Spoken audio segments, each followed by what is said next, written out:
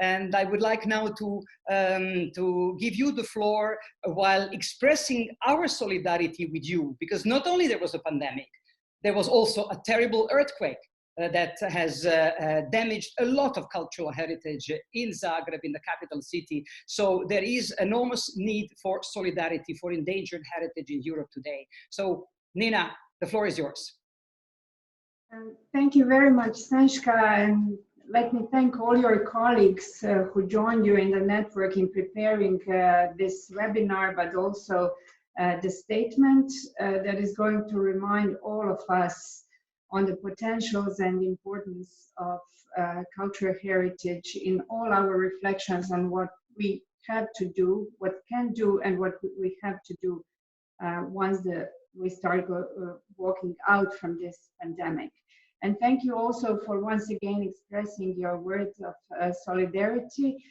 We appreciated very much that during the pandemic, when the earthquake has hit Zagreb and really made a lot of damage to our cultural heritage, many colleagues from governments, non-governmental sector, heritage experts offered their solidarity and help, even if at this moment any kind of mobility is still not possible.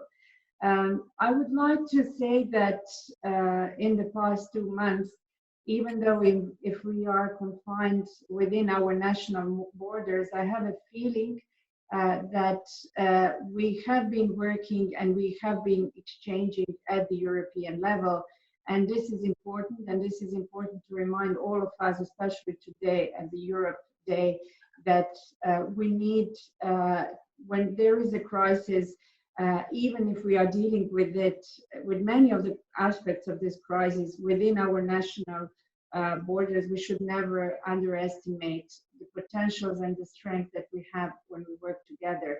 The Ministers of Culture under Croatian presidency joined on the 8th of April, and a week ago we issued a declaration in which we sent some strong political messages on both what we are doing nationally and what we believe that we can and should do at the European level.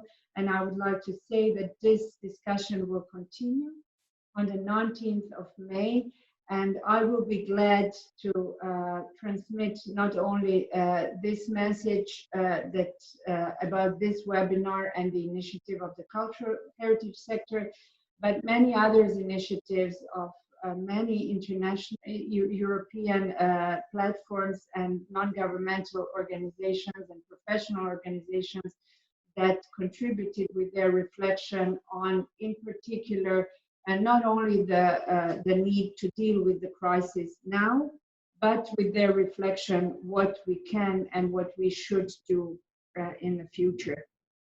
I would like to say that the Croatian presidency has indeed been taking place in quite unusual circumstances. Croatia, together with the Ireland, also this year has the European Capital of Culture, another project that unfortunately in many of its aspects had to be suspended. They are now slowly picking up.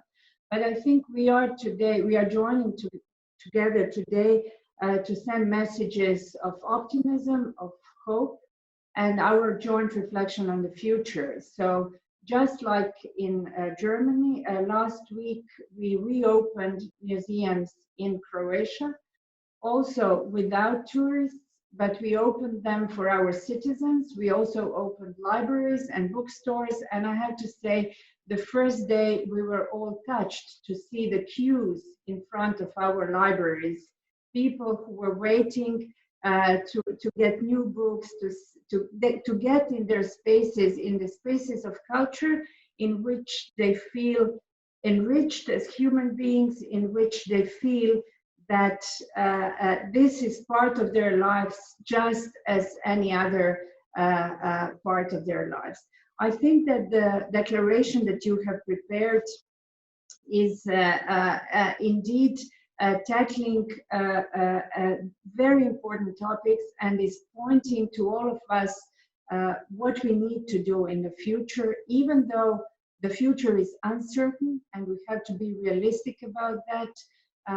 in terms of financing that is going to be available, in terms of our ability as a sector to adjust to new normal.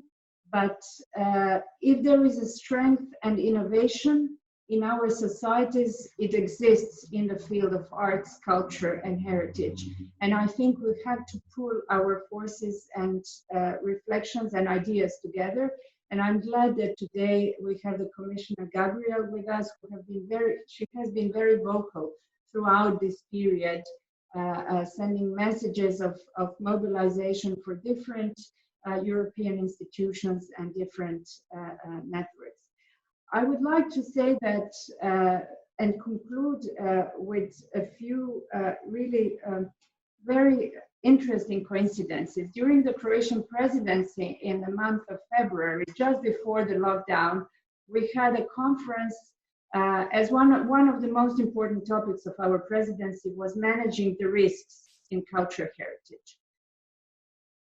No, we didn't have a crystal ball, and we didn't know that the pandemic would happen, nor could we ever dream that we would, together with pandemic, have the earthquake.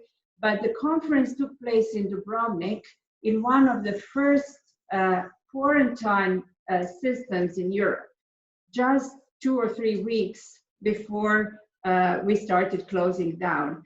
And today, on the 9th of May, the Vice President of the European Commission, Dubravka Šuica, was planning to launch the Conference on the Future of Europe in Dubrovnik.